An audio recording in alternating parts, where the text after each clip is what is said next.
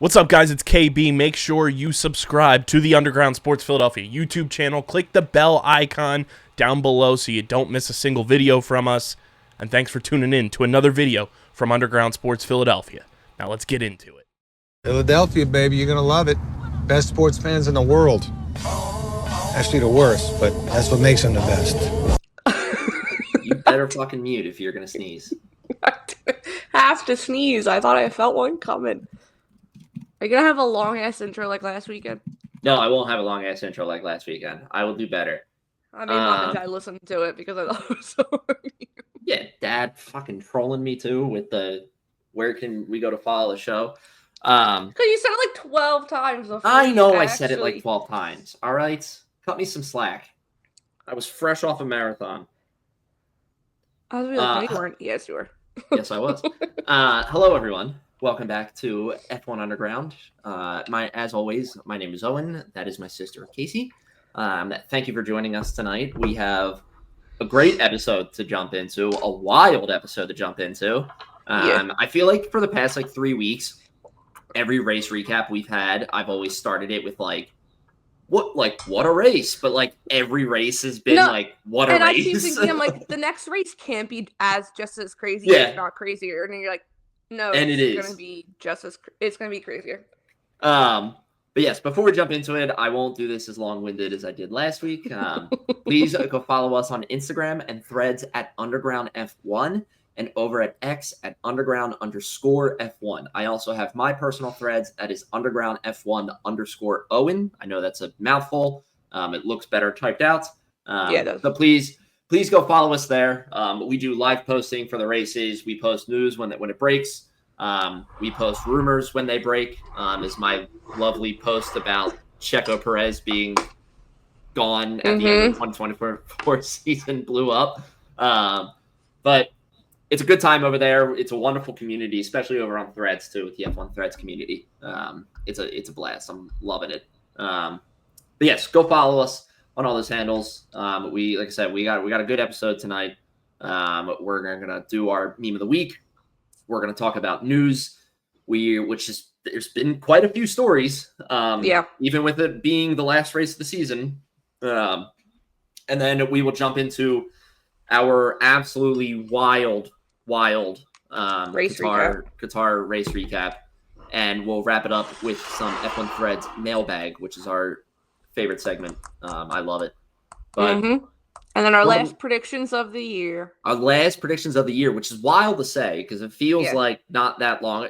It's funny. It's like split into two halves for me because it's like the entire season as a whole doesn't feel like it took that long for me. Like it feels like yesterday we were just racing in Bahrain, but when I think back to us going to Miami, that feels like a lifetime ago. Yeah. Because the beginning of the season too. The beginning of the season feels like it was 12 years ago. Yeah. But then at the same time, Zandvoort was 3 days ago. It feels like it's moved very, very quickly. Insane. But jumping right into it, like I said, we will get into our meme of the week. Casey's going first, and as usual, she has two. I haven't had two in a very long time. You haven't had two in a long time. I will give you. Yeah, you're right. So my first one, obviously, we'll talk about it more, but everyone knows about the mirror on the track. It was heard around the world from Alex Albon. That mirror is going to live in infamy. Yeah, it's going to live in infamy. It's going to be in the F1 exhibition, the gallery and stuff. But this quote from post-race from John Noble, he posted it. With Yuki Tsunoda, might be the best piece of journalism we've had all season. I'll read it if you're one of our listeners. I asked Yuki Tsunoda in the media pen tonight about whether or not he saw the loose mirror on the track in Qatar. Yuki goes, "Was it a mirror? I heard beaver," he replied, as he then admitted to wondering what they were talking about. My engineer said there's a beaver, but why is there a beaver in the Middle East? How is it possibly a beaver in the Middle East? But okay, maybe there's a surprise with global warming, kicking a lot of interesting things. Yuki. This is I can't imagine driving 200 miles per hour and having almost an existential crisis of just why is there a beaver in the middle of the track? We're in the Middle East. What's going on? You're just hear your engineer being there's a beaver and be I'm sorry, what? You can we're not what? Canada. We're in Qatar. Like, what is going on? Like, what are you talking about? No, it was. It's the funny, like I said, it's the funniest piece of journalism I think we've had all season. I wish there was a video because I could just picture Yuki's like facial expressions as he was telling this story, and it's probably hilarious. Like, I just need to know. I could also, if it was like one of those comments like he said like on the couch, like if he was top 3 and said it on the couch, you would know the facial expressions from everyone else and be like, what is he and the talking about? Whatever 2 drivers were with him too on the couch, like an episode of The Office, snapped over to him and like, what? What are you talking about? Like, I'm sorry, what? But yes, that was my first meme of the week. It had to have been shared. I knew the moment I posted that, that was my meme of the week. This second one that I have today just happened today. This is good. This is fantastic. The official F1 account posted a clip of Oscar and Charles' battle during the race on Sunday. They posted the clip today, but the caption says, and the caption hasn't been changed, and at this point I'm going to go confirm it right now. I'm going to go check it. So the caption says, what a battle between Piastri and Leclerc, and then it says, head to our YouTube channel to watch this. Oscar comments, Leclerc and who? I think it's Charles' comment back that says, and Piastri, however you want to say it. Piastri, it's so good. It is fixed now. Oh, it does say what a battle between Piastri and Leclerc, which makes Oscar's comment a little like confusing now. Yeah, but everyone knows because there's screenshots everywhere. Yeah, his comment is the first thing I see that says Leclerc and who? It's Leclerc and Piastri. God, it's so good. Piastri. Yeah, that was I could have also done the tweet of Nicole Piastri posting after Oscar's sprint win, like Pilates was canceled. She loves canceling her Pilates, man. She only cancels it when he's on the podium or he wins. So yeah, which like I wonder too if like the women in her Pilates class like know when Oscar does well too. Right, they're not like F1 watcher, like they're not F1 fans, but if she doesn't show up, they're like, oh, Oscar must have done well. Oscar did well. Like Oscar had a good night. Yeah. But yeah, so those are my memes of the week. So Owen's, this is Owen's meme. This is mine. I gotta zoom in on mine. I was like, can you zoom in? Oh, there we go. That's perfect. I didn't think I was gonna do that. It's literally the most chaotic video you think you can see. But it's the 2024 Qatar GP highlights, best race of the season, question mark, exclamation point, question mark, exclamation point. And it must be a glitch from like F124 or like F123. The or like cars an AI are just video. flying around, like jumping. I saw this, I think I saw this 2 days ago, and I immediately sent it to Casey because I was like, I'm just sending this to you for my meme of the week. Like this was an instant. I was like, this is hilarious because it's pretty much what happened. It's the earliest you've ever had a meme of the week. So it just it makes me wonder if someone though made this one because the background says Melbourne. So like, was this made after Australia last year when we lost half the grid? Remember, the Alpines crashed into each other. George blew up. Like, it definitely could be from Australia last. It's the perfect. It's the perfect gift though because what the fuck was that race? What the fuck was that race? We'll get into it, like I said, before the race recap, but it ended, and I literally just sat there, and I was like, what did we just watch? I had to take literally like an hour to like decompress because so much was happening. There were so many things you had to keep up with during the race, and I feel like even after there was still more, and I was like, yeah, because you had breathe. The FIA docs coming out after the race. It was a whole mess. But wanted to get back into painting 2 helmets, and next thing you know, Mom and Dad were like, "No, we'll be over in an hour." And I was like, "An hour? The race just ended like 2 minutes ago." What the hell are you talking about? I blinked and the day was over. But no, it was a good race. But we'll get into it more. Moving forward to weekly news. As always, it is brought to you by IPF1 Store.com. Use the code Underground10. Only Val's leading you to get 10% off your entire purchase. It's Christmas season. You want to get some sick art, sick pieces, some like one-of-a-kind custom things that you're not going to be able to find anywhere else. Highly recommend IPF1Store.com. Underground 10 for 10% off. Weekly news. I always love just going to look at his stuff when we talk about it's it. So good. He's doing some Formula, what's it called? E stuff, which is back this week. Yes, Formula E is back this week. That's right. Mm-hmm. That's what people are like. We're gonna race is gonna end. We're gonna have nothing to watch. No, Formula E kind of picks up right as Formula 1 ends and starts up. There might be like a break for Christmas and stuff for them, but still racing to watch. Yeah. But yes, news. This was first piece of news after the race. They were interviewing people post-race on F1 TV, and they had Oliver Oakes come over, Alpine team principal, and they're asking him, and there was already rumors going around on the internet because Esteban was already in the media pen by that point and kind of hinted at, no, this is my last race. They're putting Jack in the car for next weekend. Yep. And you knew it was pretty serious if they brought it up on F1 TV that fast. Like, it definitely had some truth to it because... Oh, it gained traction real fast. It was posted, and I swear 5 minutes later they were talking about it on F1 TV. So they asked Oliver Oakes, and it was the most cryptic interview I've ever listened to in my entire life. Such a weird... He was, like, jumbling, going around, talking around himself, not making any sense because...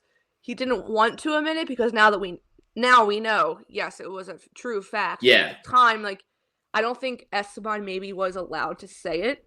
And based on Esteban's post today. Oh, probably not. It wasn't a mutual decision, and that's how Alpine is trying to frame it. But yeah, so unfortunately, that was Esteban's last race with Alpine. They're saying they're letting him go early so he can do the postseason testing with Haas, which is very weird because you have... Like, obviously, it's a different team, different circumstance, but, like, Carlos is racing with Ferrari, but then going to be doing the postseason testing with Williams 2 days later. So, like, it's not complete, like, that's not the full reason why. Yeah. And with how much of a fight that they're in, I'm shocked they took it out for P6. Sorry, I thought my computer was charging, and it's not. Uh-oh. We've had a good streak of no technical difficulties. That's how my battery was also full when we started, and now it's at 34%. Oh, what? Kissy, we've been recording for 12 minutes. There might have been like a little gone from my computer battery, but yeah, it was pretty much done. It's pretty much empty. But yes, going back, Ocon's out for those reasons they're saying. They said it was a mutual agreement. And Jack Doohan is in. He will be stepping in a race early and racing in Abu Dhabi. Yes. But what I was saying before I realized my computer was dying, that Alpine could finish P6. Yeah, this is where I'm torn on it. Because they're in such a tight fight for P6, and they're like, yeah, let's give this rookie his first. That hasn't been in the car in like over a year. It's not like it's Ollie who they're throwing into the Haas and is able to score points, like, because he's had the experience. It's Jack Doohan who has had FP1 practice, and one of those sessions was completely canceled out because of the red flags in Canada. So it's just like the decision making is so weird. It's so odd. And it's so out of the blue. And they, like I said, they claimed it was a mutual agreement. And then Ocon post a statement today. I won't read it all, but I wanted to see. Yeah, I gotta reread that because it was a lengthy. Yeah, it's a lengthy statement. It's a few slides on Instagram. It was 2 screenshots on Twitter because I first took a screenshot on Twitter and had to break it up. But then I went to Instagram and saw that he posted on Instagram. But obviously his statement thanks the team, which I saw people saying, Alpine is Esteban Ocon. He's been with that team since they became Alpine. He's been with that team since they were Renault. Yeah. Ocon is to that team kind of what Charles Leclerc, I think, is to Ferrari, because he's been with them forever. I mean, Drive to Survive, Daniel Ricciardo's first year in Renault, his teammate is Esteban Ocon. Yeah. Oh, that's right. He's been there for a very long time. But yeah, his statement just thanks everyone, thanks the team, and all this stuff. Oh yeah, to the hundreds of hardworking men and women at Estone, I apologize that I will not be able to come and see you in person, have a proper farewell. As you know, the plan was always to race one last time this weekend and personally say goodbye to all of you next week. I was looking forward to both of those things. This is not how I wanted things to end. That said, the world of F1 is small, and I'm sure I will see many of you again. So, that's... Yeah, not so much a mutual decision. No. Sounding post. And then he posted maybe the most beautiful helmet I've ever seen in my entire life. Oh, with the statement. I didn't see that. On Instagram, you have to scroll all the way to the back. So it's like his goodbye helmet. It has the Alpine logo, huge French flag colors. And then on the back, it's pictures of him from his podium moments when he won, Monaco, all that stuff. It's a very beautiful, clean, God, stunning helmet. This is gorgeous. Yeah, I just painted his. This one might be better than the one he's had all year. It's so nice. This is beautiful. But yeah, the lines are so clean. The colors are so bold. I love it. It's like void of, because like some of the drivers have so many sponsors, but I feel like they tame some of them back. It's so nice. But yeah, so we aren't going to see that on track, unfortunately. And the way he's talking, he's not even going to be in Abu Dhabi at all. Yeah, but that's weird too. And it's he's saying like he wanted to give everyone a proper goodbye, like at the racetrack, and then he was going to go to the factory next week, and he's saying they're not even letting him do that. So interesting. Because he has to be there for the Haas testing, but they normally only do 1 day, and then he was probably going right there. There's got to be some form of falling out somewhere within the team that has caused this to happen, because it's like you said, it's weird that Alpine's in such a tight constructors battle to come down to the wire, and they're like, let's get rid of one of our veteran drivers who's driven this track multiple times. You know, we know driving style. Yeah, we spent the entire season with. Let's give it to a rookie who's maybe I don't think has ever driven this track, at least not in an F1 car. Not an F1 car. Maybe did an FP1, but right. And also like is brand new to the sport and everything. Like it's odd. It's very, but in true Alpine fashion, I have to say they might take the crown. If there was a championship, they would take the championship for a lot of marketing and PR F-ups. Because yeah, they would. You have, I mean, that picture that was going around so quickly as it was as far back as 2021 when Oscar was the reserve driver and it was Fernando. No, not even Fernando and Esteban. It was 2022. It was Esteban, Fernando, and Oscar Piastri. Yeah.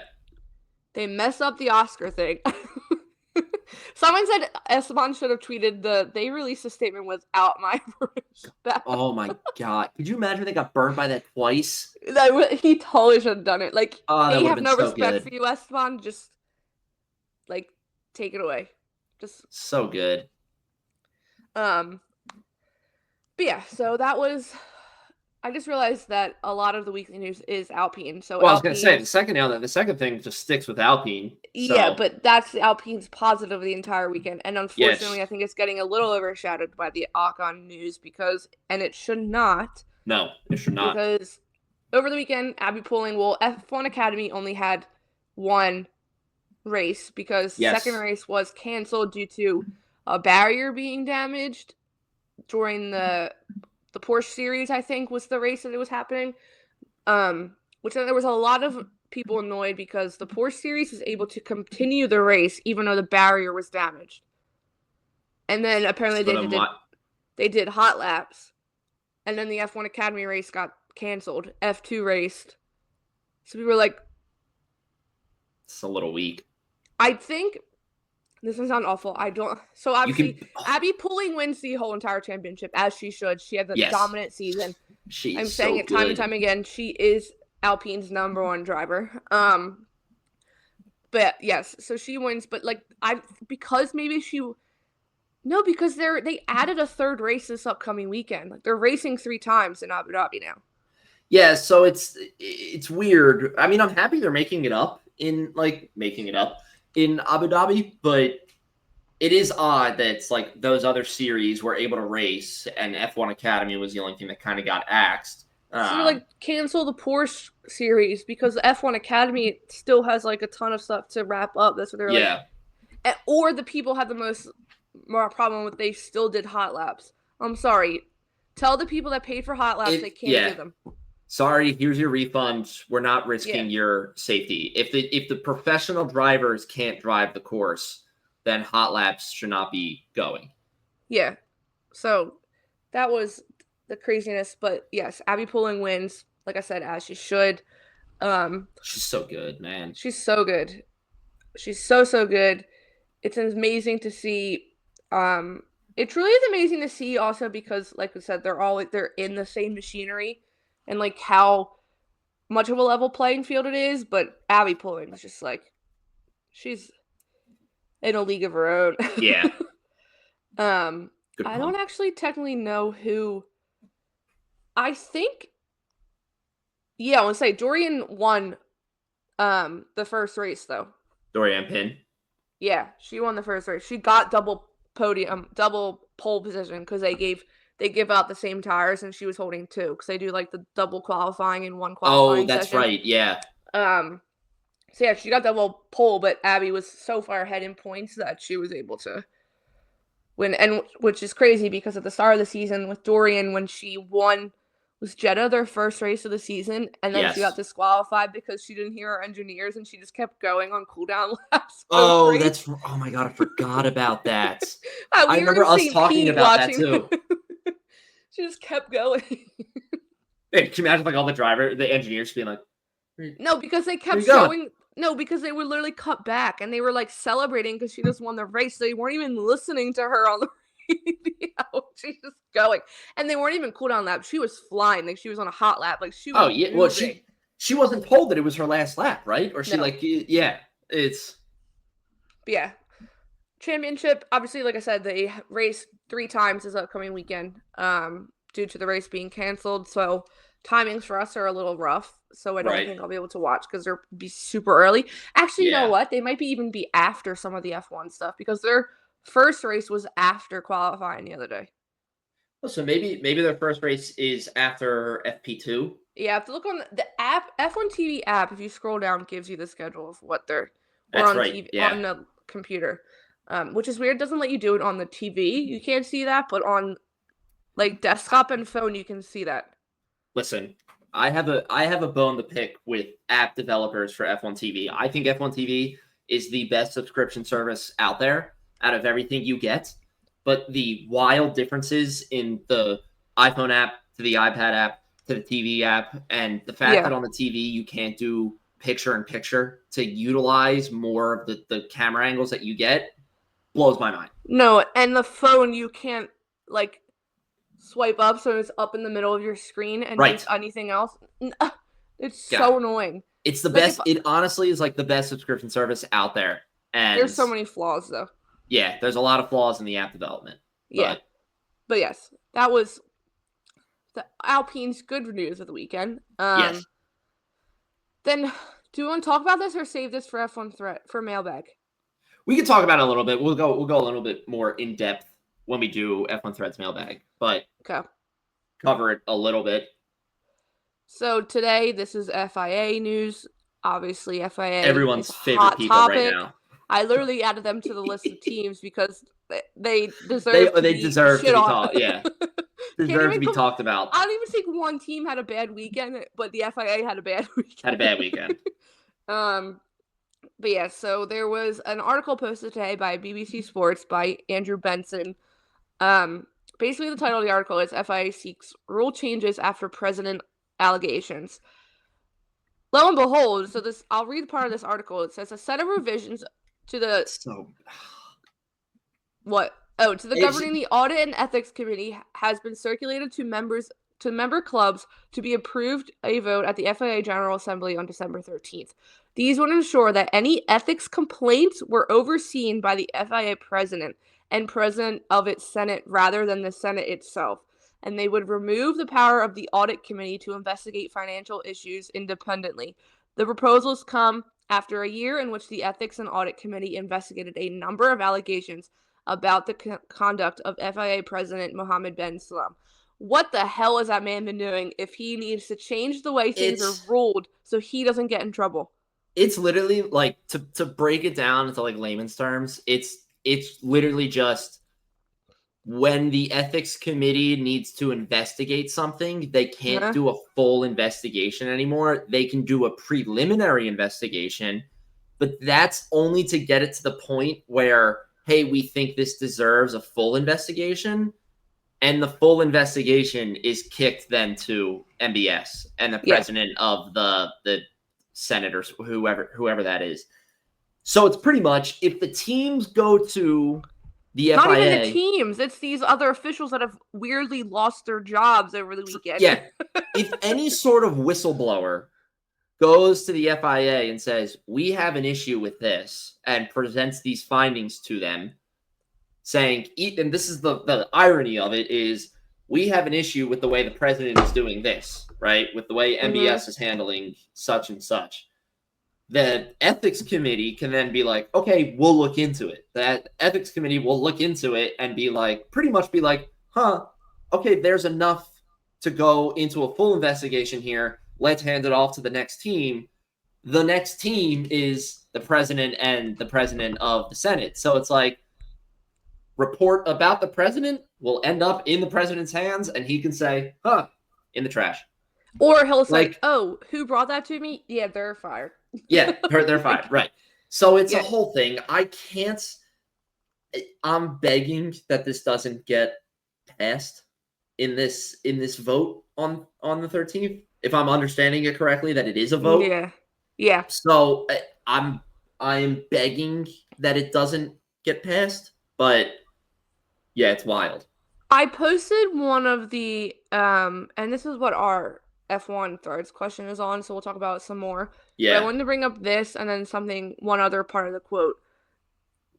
Because I was like, people were like, what could they actually do? And it's maybe FOM is, this person said FOM is perhaps the only group that can stop this. They have threatened to remove F1 from FIA jurisdiction before. If they don't make a move soon, it may be challenging. So that's what they're saying. I think the only people that could maybe make a stop and force MBS to resign and a new president be selected is if F1's we're pulling Formula out, because media. that's Formula 1 is the biggest thing FIA has jurisdiction over. But yeah, so this was two other parts of the article. It says the former chief executive officer, Natalie Robin, left the organization after raising questions about the general governance of the FIA and its professional practices, including finances in the president's office. So I think it's funny that it says left, because she was probably forced out. Yeah. And then it says at the head of the audit committee, Bertrand Bernard, I probably butchered that, and the audit committee member Tom were fired in the summer in the wake of these investigations. So he's already been making moves. He's just now asking for this rule to be changed. So it's not this alarming thing anymore, but it is still alarming. But yeah. So it's a mess. It is a mess. FIA. We're not done with you yet, FIA. We're not. We are certainly not done with you yet, FIA. But yes, that was weekly news. Into a happier topic. Hopefully Casey's I'm nervous. I think it'll be fine. I asked you yesterday, but you didn't have them ready yet. But I did not have them ready yet. I did make them today, admittedly. But I tried to do it. I tried to make them more general questions. Oh no! Instead of no, you'll be fine. You'll be fine. If you're new here, if you're just joining us for the first time, we do this section called Pints and Pit Stops, where one of us quizzes the other person. And there's a speed element to it, which is the pit stops element to it. So Casey this time has to answer 5 questions as quickly as she possibly can. I will start the timer after I'm done reading the first question. For every question she gets right, it's a second off her time. For every question she gets wrong, it's a second added onto her time. The pints portion of this is I really enjoy beer. I enjoy trying and discovering new beers. So every week I try to have a new beer with me. Some weeks I do, some weeks I don't. We are working on that.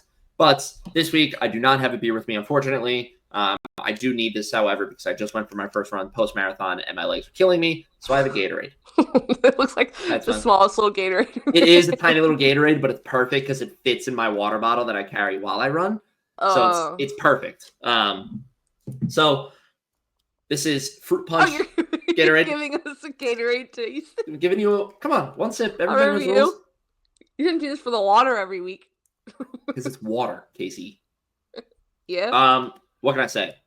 Fruit Punch, possibly the best Gatorade flavor there is out there. Not when you're sick, though. Not when you're sick. No, it's got to be like light. All the way. It's got to be light blue when when you're sick. Orange and red Gatorade when you're sick. Yeah, absolutely not. Okay. All right. So jumping into it, Casey, are you ready? No, but yeah. 5 questions again, centered around Qatar. I will read you the first question. Once I'm done reading the first question, that is when I will start the timer. Okay. Ready? Sure. Who false started? Oscar. Who battled with Charles off the safety car restart? Oscar. Who did K-Mag yell fuck off to? Oh, Franco Colapinto. That's wrong. How many points did Zhou Guanyu score? 4. How many points now separate Ferrari and McLaren? Oh, Ferrari and McLaren? I know the other two. Give me 24. Something. That's wrong. All right. You did bad. Than I thought. I know the first one's wrong as soon as I said it. He's right. So okay. Right. So your time, your gross time as of right now is a 29:45. Oh, that's disgusting. Who false started? That was Mr. Sir, actually. Sir Lewis Hamilton. Was Oscar last weekend? Oscar, I don't think Oscar has false started. Lando has false started. Checo. Yeah, and Checo was above the grid spot. Okay, yeah, it was. Yes, and Checo had pulled up wrong. Yes, Lewis had to pull through. Yes. Yes. So that brings your time to a 30:45. Oh my god, that's so bad. Who battles with Charles off the safety car restart? You were correct. That was Oscar. We also answered that question earlier in the episode covering Meme of the Week, so I was really hoping that you wouldn't get that one. I think I would remember that one because I've watched the onboard of that one a lot. Yeah, it's a great fight. Yeah. But that brings you back down to your gross time of 29:45. Who did K-Mag yell fuck off to? That was not Franco Colapinto. It was actually Alex Albon. Oh. Who he yelled fuck off to. Oh. So that brings you to 29:45. 30:45. Okay, K-Mag. How many points did Zhou Guanyu score? You said 8? No, I said 4. Oh, you said 4. That is correct. So you're back down to your time of 29:45. No, I know that because Checo's only scored 2 in the last 3 races. That's right. 4. That's right. Good work, Joe. How many points now separate Ferrari and McLaren? I know I'm wrong. This was a 50-50 shot for me because I was gonna choose Lando and Charles at first. I know that one, but I was like, she might know that one better, so I was like, maybe I'll try to throw her for a loop. But I also thought you had a fair chance of knowing this one just because it's Ferrari, you know. Mm-hmm. But you said 24. The answer is 21. Oh, so you were close. You were close, but that brings you. So in all, you only gained a second. Okay. Off of your gross time, so that's pretty good. The other 2 were separated by 8 points. 0 Lando and Charles. 30.5. And that is today, December, because we're in December already. It's kind of freaky. 12. Kind of. So that brings your average time to 31 seconds, and your fastest time still sits at 24 seconds. Nothing's beating 14. Nothing's beating 14. It's so good. So good. But yes, that was Pints and Pit Stops. Now we are jumping into our wonderful episode recap brought to you by our wonderful friends over at BoxBox. If you guys haven't seen BoxBox recently, they are the best Formula One app. They're killing it. They're killing it. They're killing the game. They're the best Formula One app out there on the market. They're one of my favorite apps that I've ever used before in my life. It's so much information. It's all the information you could ever ask for or want in regarding to the Formula One world. And they just released a new collaboration with Alpine. So they have new specially designed Alpine widgets to put on your iOS home screen and lock screen. We have partnered with them for a while now. We're still so happy to be with them. So if you use code Underground30, you can get 30% off your Ultra Plan subscription on iOS devices. The app is available on iOS and Android, but our deal is only on iOS devices. It is genuine. I can't speak enough about it. I'm going to show you guys too right here, because for our video listeners who are curious about this app, it's beautiful. It's a great app. It's got so much information. They've got news. They've got how many, what Grand Prix we're on, stuff like that. You can then jump into, so I swipe over the standings. You can get driver standings. You can get constructor standings, and like beautiful breakdowns of this too. And I showed this last week too, but I made some more touches to it, so I wanted to show it. These beautiful widgets. I don't know if you can see it that well. Yeah, you can see it. But I have Drivers' Championship and Constructors' Championship down here in the bottom. This is a live updating leaderboard too. And then I have Lando Norris up here because he's my favorite driver. And then I have McLaren up here because they're my favorite team. And it just shows me how many points they're at, what teams are at, what spot they're in, their wins, their podiums, their pole positions. It's a great at-a-glance information just to get a great understanding of F1. And it's a beautifully made app. And all the information that we're going to talk about now in regards to Qatar and whatnot is all pulled from this app. Yeah. So every small detail that seems like we're pulling out of our ass, we're pulling from BoxBox. It's great. Mm-hmm. So go download the app. Like I said, code Underground30. We do have a link in our social media bios. If you guys use that, it'll take you right to your corresponding app store and apply the discount if it can be applied. So go use that. It's much easier. It's just one click, wipe your hands, you're done. And live updates are back. So live updates are back. I'm so excited about that. They were gone for a little bit. Which this weekend I was so confused because at the top of I almost screenshot and sent it to you because at the top it said, like, I could tell it was running in the background. I'm like, why is it running in the background? I don't have it on, but it was because of the live updates. So. It was live updates. That's honestly the whole reason that I downloaded the app for the first time was because of the live activities. They're one of the only apps that does the live activities on your phone, and it's just a live update. It's great when you're not watching the race. You can just quick glance and you're like, oh, cool. All right, Lando's winning. Boom. And you're like, nice. And you know instantly what lap they're on, what age some people's tires are, stuff like that. Awesome. Great app. Qatar. Yeah, jumping into Qatar. I don't even know where to begin, but I feel like we could finally say something about Sauber because we need to say something about Sauber. We can, well, all right, hold on. Let's do this. Let's start with this. Alpine, meh weekends. Here, Esteban Ocon doesn't finish. He DNFs, I'm pretty sure. Yeah, he does. If I remember correctly. Yes, Esteban Ocon DNFs on the first lap. So he's out of the race, all done. Pierre Gasly finishes in 5th, which is 6 spots up from where he started. So that's a big gain for Alpine in the constructors battle. He barely made it. He almost made it into Q3, but was knocked out. So big battle for that. I mean, it's so funny seeing everybody have like 4 stops on here because I remember the pre-race show was like, it's going to be a 1-stop race. Now you look and there's like 5, 6, but yeah, Esteban DNF because of the crash with Franco. They were out lap 1, turn 1. Yes, Esteban and Franco collided going into turn 1. They were gone. That was the first safety car that we got. That was an interesting like rewatch because they showed it from like Franco's on board, Esteban's on board, and then Nico's on board. Yes, it was Nico. Yeah, because he basically got caught in it too, Nico. But I feel like it was just purely a racing incident. Like it wasn't anyone's true fault. It sucks especially too for Franco that I wanted to call out because he is legitimately just a bystander in it. Like he's ahead of both of them. He just got caught.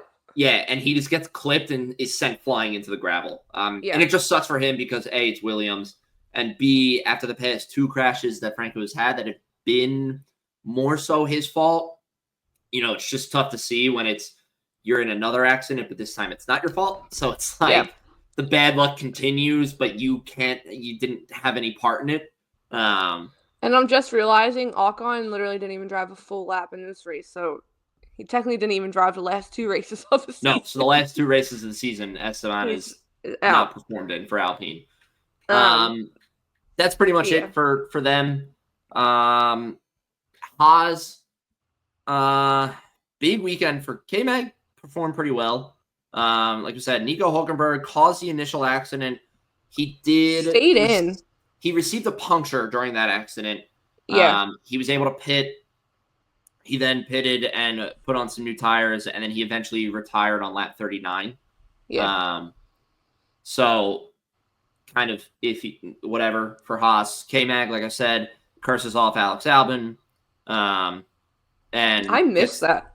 And gets 2 points for Haas, which again is just huge in that P6 constructors battle. You know, it keeps that is as much of a fight going into the last race as the battle for P1 is. No, the battle for P6 is intense because you have Alpine, Haas, and VCarb. Yeah. I mean, Alpine and Haas are separated by 5 points, but VCarb is at 46. Like, not far away. Not far away. That's pretty much it for Haas. Jumping, I guess we'll jump into VCarb. Because they were kind of VCarb 13th and 14th for Yuki and Liam respectively.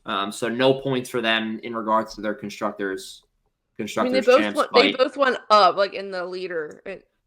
Yuki finished 1 spot higher than he started, and Liam finished 3 spots higher than he started. Liam was out Q1. Yeah, so that's good. Good to see for Liam. You know, but yeah, ultimately nothing really. There was a spin with Liam and somebody else, and I can't remember who. Yeah, Liam got the 10-second penalty. Yeah, was it Fernando Alonso? No, was it Valtteri? I don't know. It was a green car. I remember that. So it was either Stake or Aston Martin. I can't remember. I'll look. Hold on. I will look. Who are we talking about? Maybe it was Liam, whoever he spun with. Liam Lawson caused a collision with 77. Yeah, it was Valtteri Bottas. So Valtteri Bottas, yeah. 10-second penalty and 2 penalty points. Yeah. It says on lap what? It just says on entering turn 1, the driver of car 30 understeered into car 77. Everything happened to turn 1 this weekend. Everything. I knew that going in. Turn 1 was going to be a little exciting. Turn 1 was the best place to overtake. It was the best place for everything. Best place for a mirror to come off.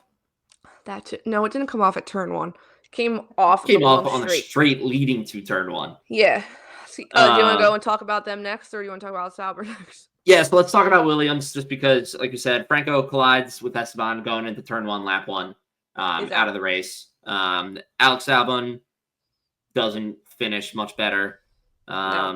Gets cursed at. And he's basically last because everyone else DNF'd. Did a weird strategy now that I'm looking at it, actually. Yeah, he pitted a lot at the end. He went 1 to 35 on mediums. Then he went 35-36 on softs. 36-37 on softs.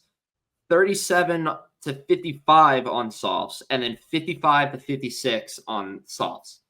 Which there was 57 laps total in the race. So at that point, he only did 56 because he got lapped. Yeah. So did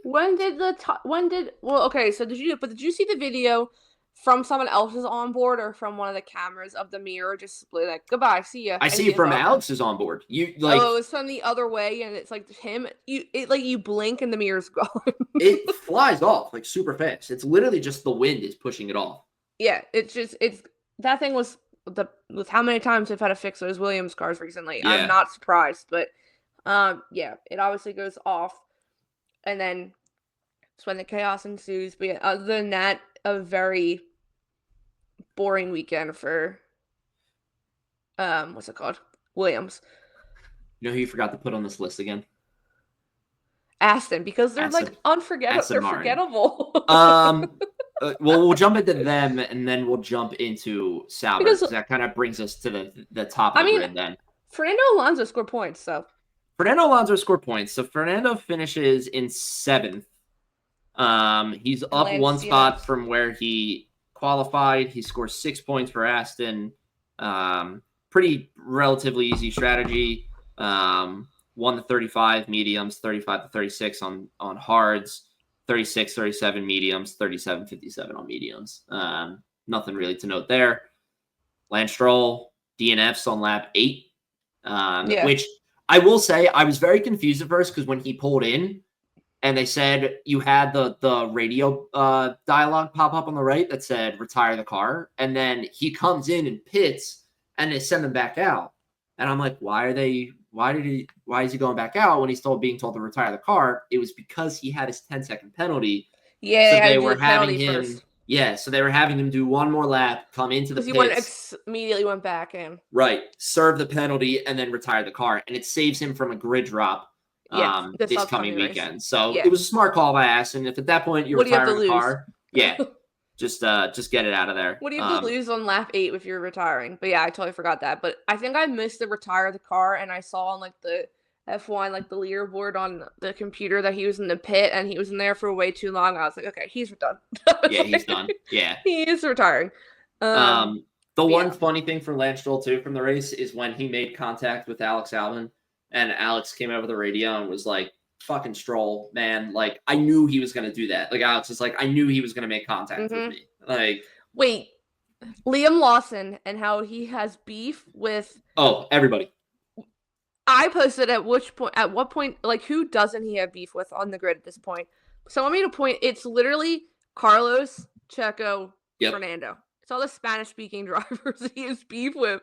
Because Liam, what is going on? Was it qualifying or something, or the sprint race? And Liam comes over the radio and he was like, Alonso, like so and so or whatever. Like, he's complaining, and his race engineer comes over and he's like, that was Stroll. That was Stroll, yeah. Like, all he saw was that green Aston Martin and just assumed it was Fernando. And immediately just went into Fernando hating. Like, he better, I'm sorry, we're going backwards. Liam Lawson better watch himself, because if with these rumors with Checo, if he's going in that seat, if he acts like that for 5 races in Red Bull, he's getting kicked to the curb.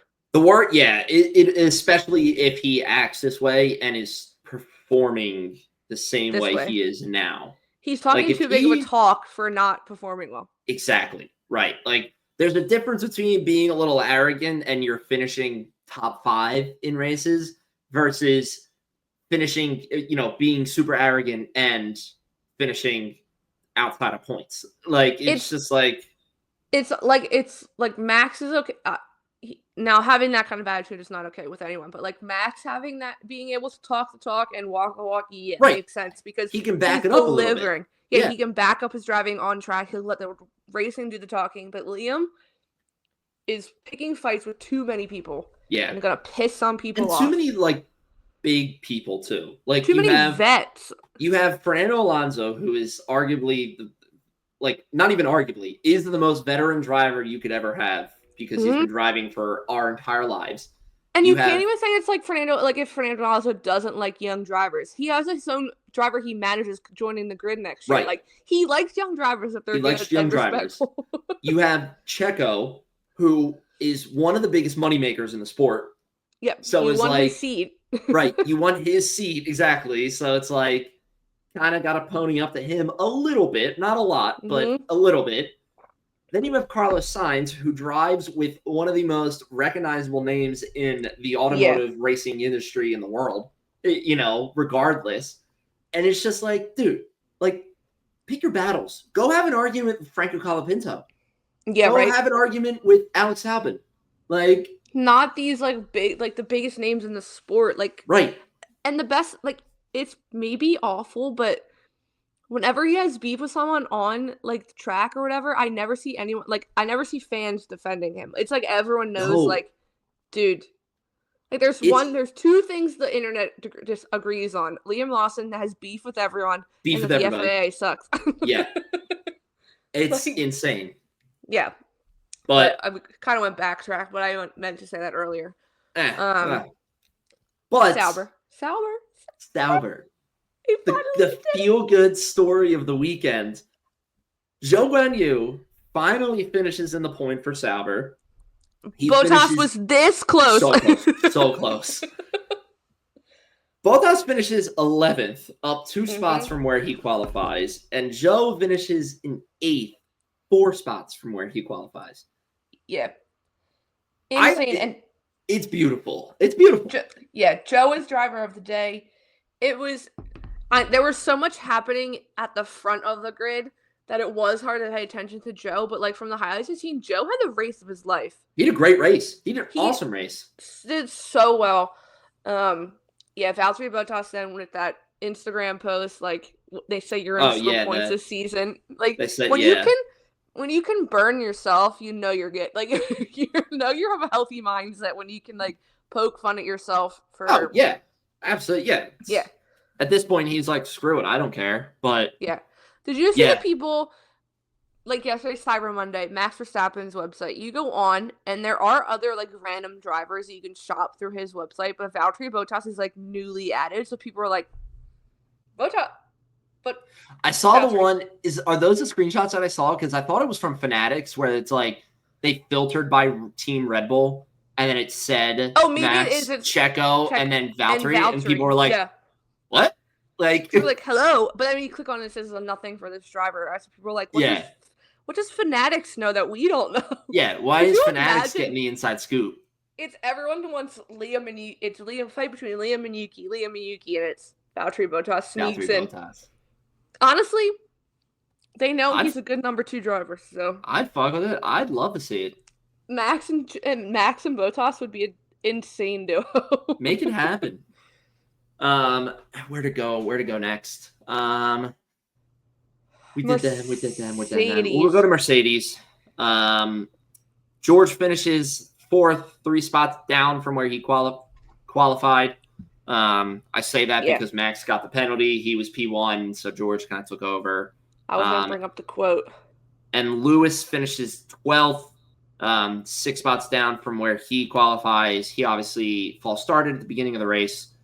Gets a 10-second penalty for that. And it kind of just derails the whole thing. And Lewis was not the Lewis we know. Lewis wanted to retire that car before, and they wouldn't let him. He even came over the radio and was asking for his trainer because he was tired of listening to Bono be like, no, keep going. Like I said this the other day. He was struggling for real. And I said this the other day to you yesterday. People always say like Ferrari sabotaging like Carlos, all the stuff when he's leaving. No. I don't want to say Mercedes is sabotaging Lewis, but you can tell those cars are clearly very different. Oh, yeah. The cars between George and Lewis are very different. And it's clear now that, we kind of knew this when we talked about Lewis going to Ferrari in the beginning of the year, but we're now deep in that time frame where Lewis is out of the meetings. Lewis is out of the car briefs for next year and everything, and he's being left out of decisions. So he's getting to the light at the end of the tunnel with being done this season, and it's probably a benefit for him that the last 3 races of the season are a quick triple header because it's just, especially with the way they've gone. Like, it's probably doing him a lot of help that he's like, I literally just have to get through this weekend, and then I'm done. And then it's like the goodbye events that they have scheduled. Right. But, like, that man, he can't wait to not step foot in that car ever again. Someone asked Fred Vasseur if he's nervous for Lewis coming in next year with how bad he's been driving, and Fred's like, no. Fred's like, did you just watch the race from Vegas and see, like...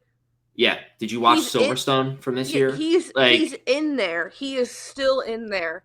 And that's like when the TV people will say it too sometimes. Like, I know just to create a talking point, but like Sir Lewis Hamilton, 8-time world champion, does not lose all of his craft in the blink of an eye like that. Absolutely not. No.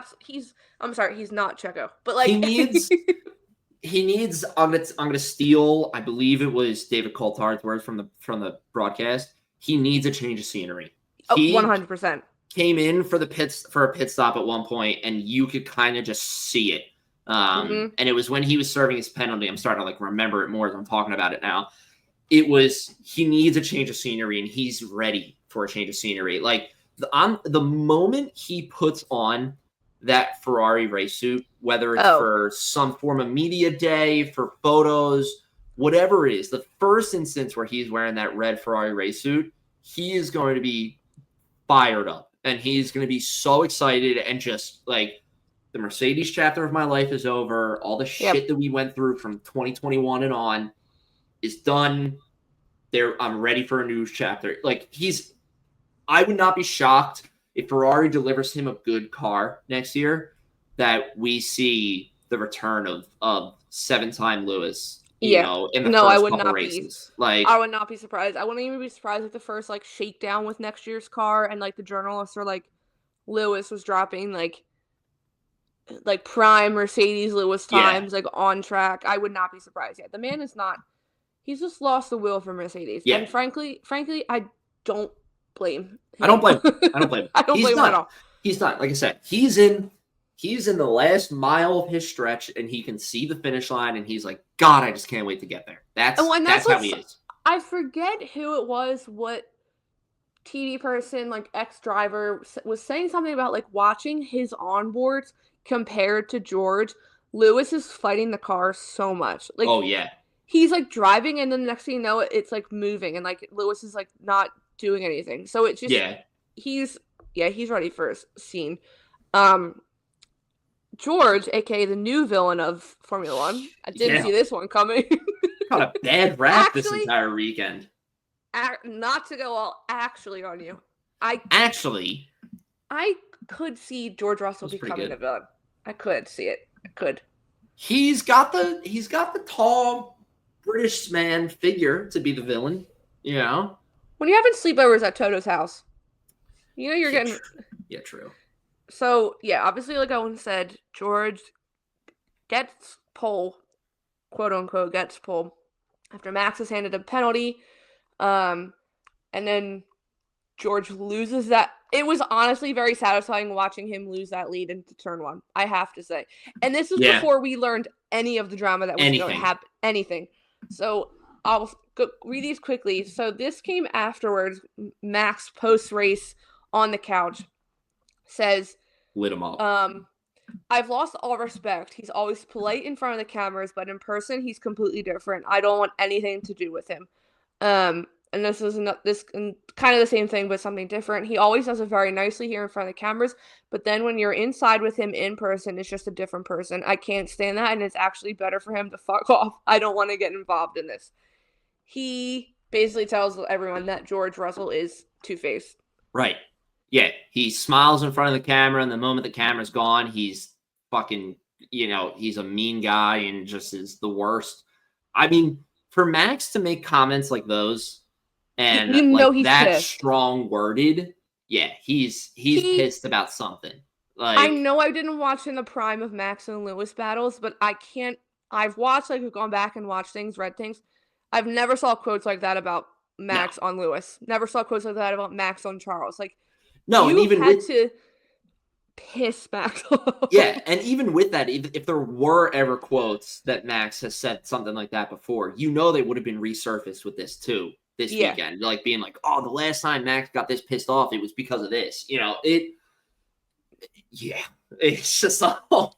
Well, and then you even had like Horner post pre-race on the grid saying something, and you could tell he was pissed. Yeah. So he obviously watched the onboard, and he's like, it does look like he deliberately is slowing down, so Max has to drive unbelievably slow because there are two cars in front of George. That's the thing. And then when Max wins and they say yabba dabba doo over the radio, I was like, oh. It's so good. Max is going to trademark yabba dabba doo and Simply Lovely. God, he should. It's good. And that's also when all of the internet is on Max's side. Yeah, that's a big sign too. That's a huge sign when everybody on the internet is like, oh yeah, Max is rightfully pissed. It's like, whoa, okay. George also made some interesting comments about his the time he spent with Lewis and all this stuff, and basically saying he wiped the floor clean with Lewis, and people are like, the cars that you've had when you've both been in Mercedes are shit. He was saying like he left Lewis in the dust. The way he was like outperforming Lewis all this time. People are like, I'm sorry, but how many wins does Lewis have compared to you? Yeah. During your time, and someone put it perfectly. They're like, George, you will be a sentence in Lewis's time at Mercedes. Not even. Yes. Yeah. Like, not even a paragraph. I think he might respect Nico Rosberg during their time at Mercedes more than he does George. God almighty. George Russell being some bold comments about Lewis. Very bold comments, which, come on, Lewis, come on over already. Yeah. Get him over. Get him over here. Mercedes. We'll jump into the McLaren because I'll keep it short and sweet with it. One great race from Oscar. He did what he could. Fantastic. Great work. Great battle with Charles. Honestly, I thought he was going to have Charles. I thought he was going to have Charles too. Great battle. You did what you could, Oscar. There you go. The whole shit with Lando. He does deserve. You know what? I'm just gonna rip Andrea Stella's words right out of his mouth because it was perfect. I think he summed it up the best. Lando 100% deserved that penalty. He did not slow down when double yellows were waved, and he had time to see those double yellows. He did not slow down. He deserved a penalty. Lando himself admitted to the penalty and said, "I did not slow. I deserved it." Mm-hmm. I do think. This is where I'll differentiate a little bit from Stella, but kind of keep it the same. I do think the proportion of the penalty and the outcome of the stop-go penalty that you gave to him, I think it's a little bit too coincidental that it's like, hey, if we give him this stop-go penalty, it pushes us to Abu Dhabi. On the longest pit lane of the year. Right. Because it's the thing. You give him a 10 seconds, he can decide, all right, when can I serve this, or I'll add it onto my time after the race, stuff like that. The stop go is tough because it's literally you have to serve it within 2 or 3 laps, whatever I think they dictate, and it's just wherever you are on the track, you have to go in, you have to stop, you can't get any work done on the car, you have to stop for 10 seconds, and then you have to drive back out, and it's essentially a 35-second addition to your time, and it's brutal. So he deserved it. I think it is way too much of a coincidence that they chose that penalty when they kind of knew that it was, all right, this will get us to Abu Dhabi. Because I'll tell you, when Carlos had the puncture and it was over. Coming around, I literally was like, there it is. That's McLaren. Over. Yeah, that's McLaren in the championship, winning the championship. And then luckily, Carlos obviously didn't need to retire the car, but still, pit stop, stuff like that. When they gave that penalty to Lando, I was like, well, that's it. We're going to Abu Dhabi. Like, literally, I was like, that's it. Like, not proportionate, but deserving. He should have gotten something, whether it's 10 seconds, whether it's drive through the pit lane, whatever it may be. Yeah, that's my piece. I can keep it short too. So I agree with you. It was deserved, and that's what I know. That clip F1 posted isn't even the correct clip to know, because you can see in another section the 2 people waving the double yellow, someone waving the double yellow flags. Yeah. And if obviously it's slowed down, but that's just almost like, how is he even supposed to see? Well, one, it's his job, it should come up on his steering wheel. Yeah. And normally the engineers say it to the driver. And Max did slow down. Someone posted telemetry, and there was a clear drop off in Max's speed. I place 100% of the blame on the FIA because the whole thing with the mirror should have been handled much better. Because even on the TV screen, it was yellow flag, green flag, yellow flag, green flag. I was like, what the hell is actually happening? I thought it was just a glitch. Right, so did I. I did not know. I was like, what? I was so confused. But then you turn out and no, that was actually real. I don't know where Hell's pulled it from, but it's like every, wow, what's it called? Like interval flag or something that was posted during that set of time, and it is insane.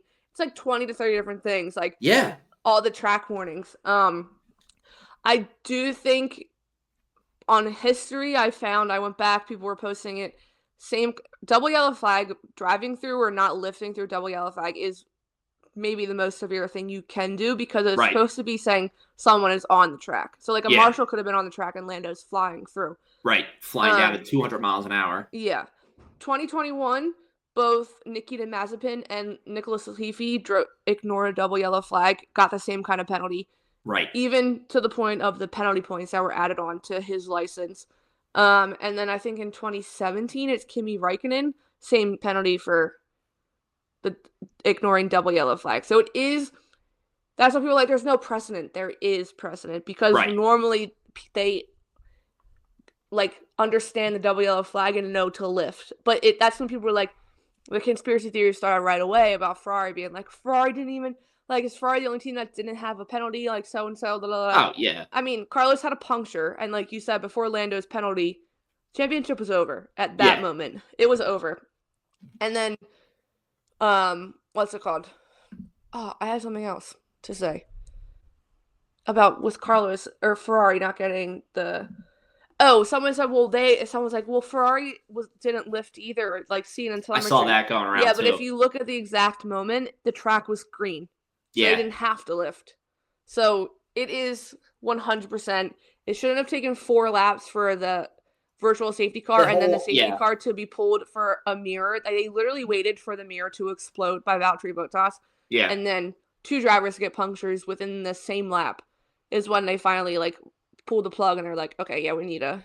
They called the safety car right away. They could have gone through the pit lane like twice and the race could have kept going. It would have been good. And McLaren probably would have been winning the championship. Like because him and Lando and Max were so far ahead. But 100% of the blame. I blame one. Put on the FIA. Ferrari. I really don't have a lot to say because it wasn't supposed to be their best track this weekend. Yeah. And you could tell. We're failing to say that it was cool temps again, and George Russell was scary quick, which that Mercedes, Mercedes loves the cold temperatures. If it was a cool season, the entire season, Mercedes would have won. Like, they were so quick.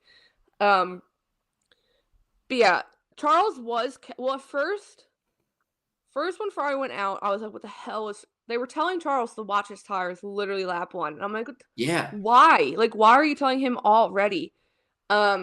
But then it paid off. Finally, he was furious over the rating. He was like, just let me go. Because the top 3 were getting so far ahead. Because Charles did have an okay start. He was able to jump 1 spot, I think. But, yeah, then he had the great battle with Oscar, which was followed by a great battle with Lewis during the sprint race. Yeah. Very clean, respectable racing. But, yeah, I mean, Carlos, when he got the puncture and he came back out, I was like, no.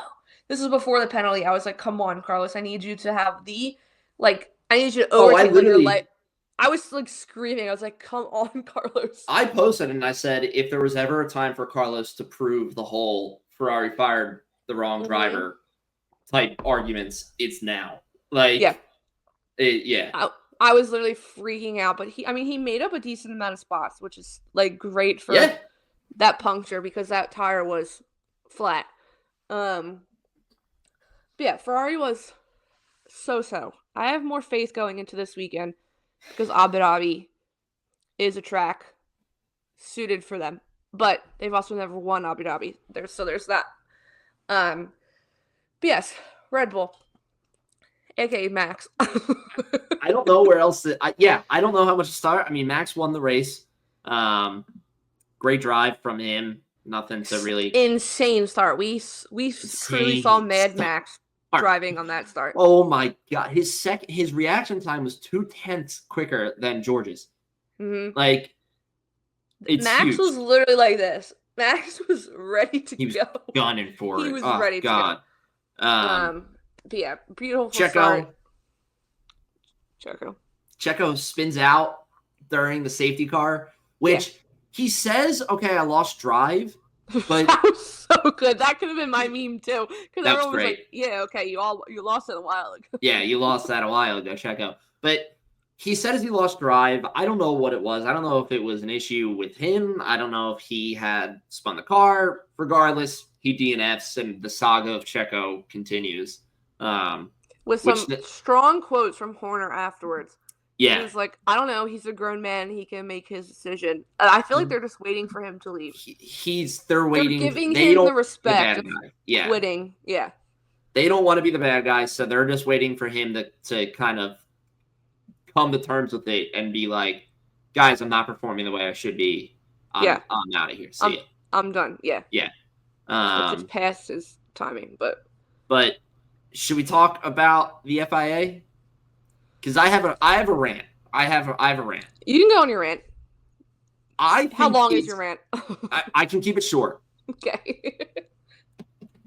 Because we already kind of touched on it. It is ridiculous that you have a mirror on the track, albeit out of the racing line, but on the straight that leads to the only overtaking zone on the track.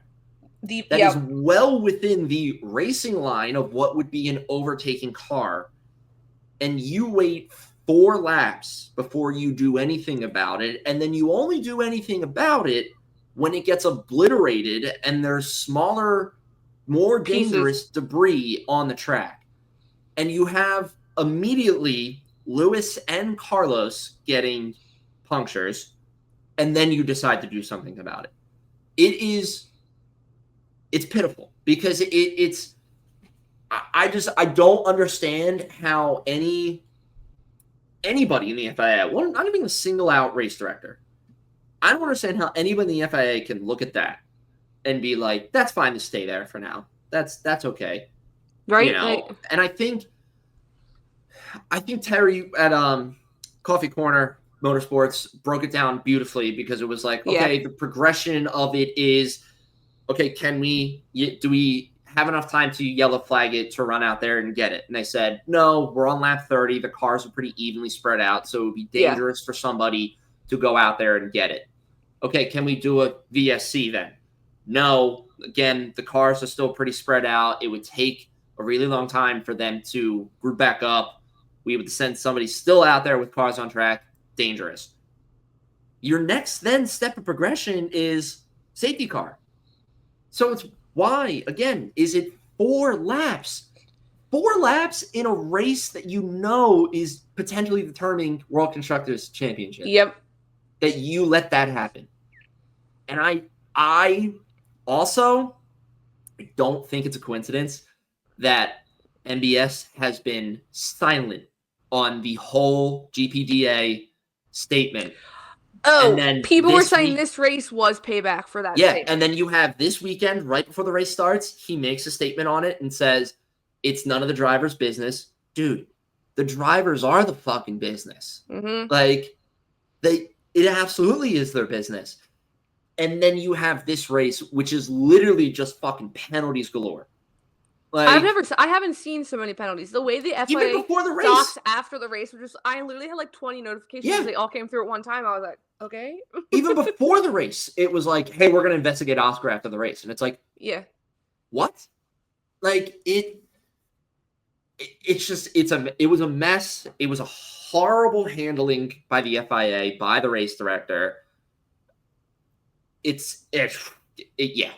That's where I'll end it because I'm just going to keep going around in circles, but it is too much of a coincidence to me that MBS comes out with a statement and it's just like pretty much like, fuck off, drivers. Don't tell us how to do our jobs. Then you have all these penalties come out and all these situations come out. And then you have this mirror on the track that takes too long to get cleaned up. So then you have punctures. So then you have penalties coming out. And it's just like, come on. Like, you're already still struggling from 2021 and corruption, messages and everything and rigged messages. And then you just go and throw this into the mix. And it's like, all right. Like, no, it was not a good look. And I do kind of agree with the conspiracy theory that it was punishment for the drivers. It was 100% a payback race. Okay, but I'm going to put on my tin hat because I have a bigger conspiracy theory. I just thought of the exact moment. Okay. What if I was just like... Welcome to Casey's Conspiracies. Conspiracy Corner with Casey. There's one driver who might have made out better with all the penalties and stuff this weekend. We've already talked about him. And I said he's now the #1 villain after this weekend. Oh, George Russell. He is the director of the GPDA. So he probably has close ties to the FIA. Yep. And with the way Max is he says one thing here, but then when he turns around and he's totally different in front of other people. Oh. So is he a little bit of a mouthpiece? I wonder if he's It would be wild because of how screwed Mercedes was in 2021. Yeah, that would be wild. I wonder if he's when he's on track and in front of cameras, he's all buddy with the drivers. And then as soon as the cameras are put away, he's just buddy with all the FIA officials. I wonder if that's what it is. If you look at it, he was the one that lucked out from penalties this weekend. He was better off after the qualifying penalty on Max. So yeah, that was my new conspiracy theory. Now again, it's a conspiracy theory, so don't believe it. We would never lie to you. Everything we say is factual. Never lie. Yeah. But yeah, that was mine. But yeah, FIA is Mark put it perfectly in his article. FIA is the losers of the weekend. So. Oh yeah, I was so happy when that was in Mark's winners and losers article. Yeah, they are the biggest losers after this weekend. But yes, mailbag question. That was our recap. Mailbag. We have one question this week from the amazing Casper, but as always, It is brought to you by Furious Motorsport, where you can get all your sick hockey, baseball, basketball, swim trunks, jerseys that there are. They're so cool. You see both of us wear our hockey ones. We both have a baseball one as well. Absolutely beautiful. They make some great Christmas gifts. Yeah, they do. Use the code Underground10 to get 10% off. But if you go through the link in our bio, it applies the code right away. So we highly, highly, highly recommend. Yeah, great Christmas gifts. F1Threads Mailbag. Like I said, one question, and we kind of maybe answered this already, but it goes back to the FIA article that came out today. So Casper says, would love to hear your take on the latest MBS power grab within the FIA and the rule changes being sought surrounding the ethics committee. I posted this earlier. I can keep it short. I posted this earlier, but I flat out said it's a dictatorship the way he's trying to change things to benefit him, and he can't leave power ever. It's the best word that I can use for it, disgusting is a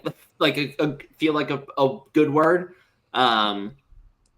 I don't we talked about it earlier, but it's disgusting that it's any complaint now that it gets lodged about him goes to him.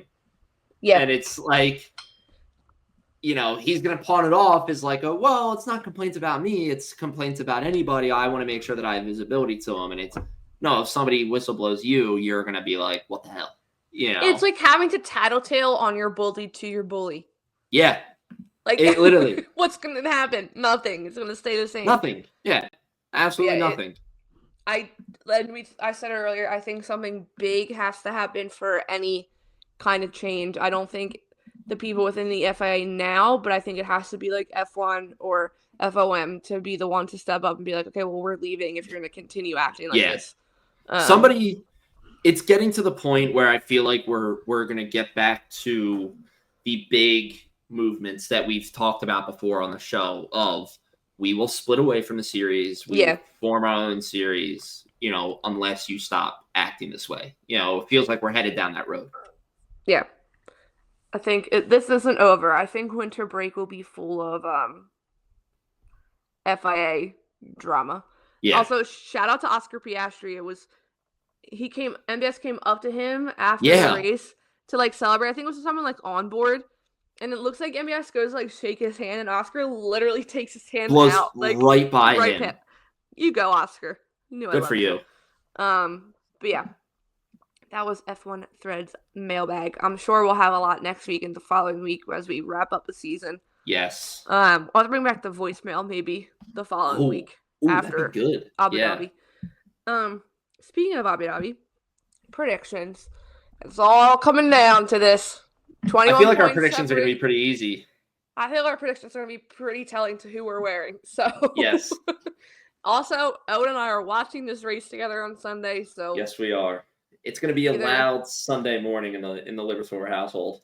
Yeah, it's either going to be a fun watch party for one of us or an awful watch party for another.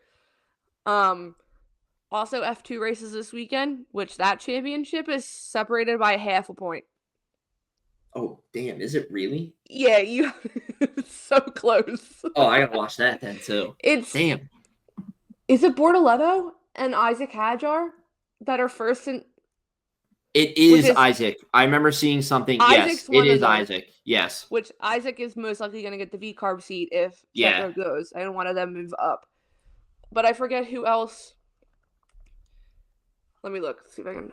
I know I can see it. Yeah, it is Bortoleto. Bortoleto has 188.5. Hadjar has 188 points. That's disgusting. So it's also insane to see that the top two are the two drivers. Like, top is the driver coming in next year, and second place is also most likely coming in next year. So yeah, you like to see that. Could be an exciting weekend for McLaren all around, because right now Bortoleto is still with McLaren in some fashion. But yeah, predictions. Okay, we can do our normal 1, 2, 3. Okay. I think we should say who gets P6 in the championship for constructors. Ooh, that's good. I like that. Because I think it's going to be telling between our 1, 2, 3 who's going to win drivers and who's going to be P2 in drivers and who's going to win constructors. Oh, yeah. Absolutely. Okay.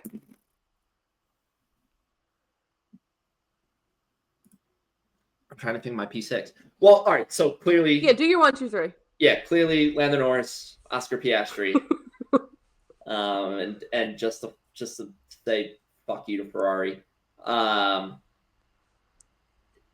Nico Hülkenberg. Oh my God! Could you imagine the scenes? Yeah, that's what I'll do. For my P6, if Esteban Ocon was still on the team, I would say Alpine. Oh. But with not that I think Jack Doohan's going to do bad, but I don't think it's going to be enough for them to win. Yeah. I'm gonna go Haas, because I know V-Carb's also in the battle, but I think Liam is a little too arrogant and won't score points, and I think Yuki, the pressure will get to him. Okay. That's what I'm thinking. All right. 1, 2, 3. I'm gonna go Charles, Carlos, Lewis. Okay. All right. Charles, Carlos, Lewis, and then because I think Ferrari needs a 1, 2, and maybe a fastest lap. But yeah, Charles, Carlos, Lewis. I think that's one of the scenarios. I'm gonna do P6. I'm also gonna say Haas. Okay. I just think they have the momentum, I think, going into this weekend. They need a great weekend, strategy-wise, the whole way. They need a decent... Nico's kind of not slacked off, but like his qualifying hasn't been as fun as it normally has been. Yes, it's dropped off a little bit. We need a Nico Hülkenberg in Q3. We need both of them in Q3, quite frankly. Yeah. But yeah, I think Haas, they deserve it after their turnaround. If you could put team principal of the year, I think I would pick Ayao Komatsu as team principal of the year, just because the way he's turned that team around completely. Absolutely. But yeah, there are predictions for Abu Dhabi. It's the final show. It's so sad. It's so exciting. Wait, and then I posted. Can finish with this. I posted all that we were saying bye to this upcoming weekend. Oh yeah.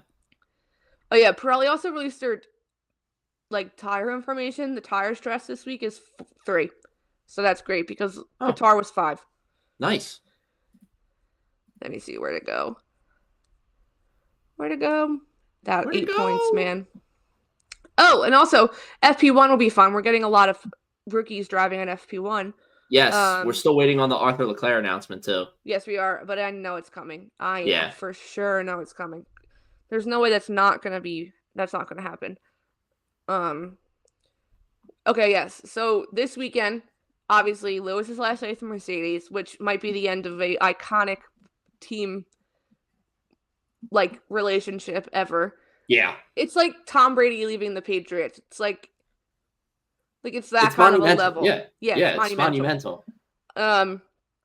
Carlos's last race with Ferrari. This is the last race with both Bottas and Zhou Guanyu, which makes me very, very sad. That is sad. Very sad. Last race with K-Mag in general, and then last race with K-Mag and Hulk at Haas, which they have been an underrated duo. Yep. Last race weekend for now with Franco. Yep.